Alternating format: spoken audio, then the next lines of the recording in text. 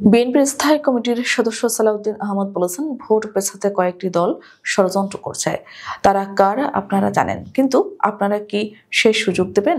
বাংলাদেশের মানুষ কি সেই সুযোগ দেবে?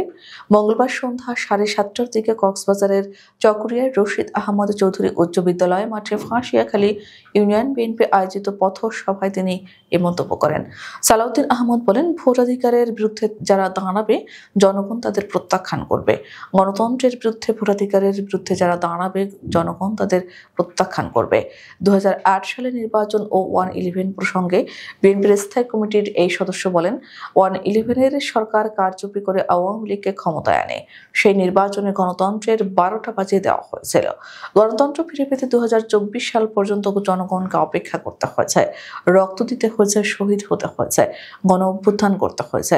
এখন আমরা ভোটাধিকার ফেরত পেয়েছি, কিন্তু প্রয়োগ করতে পারিনি।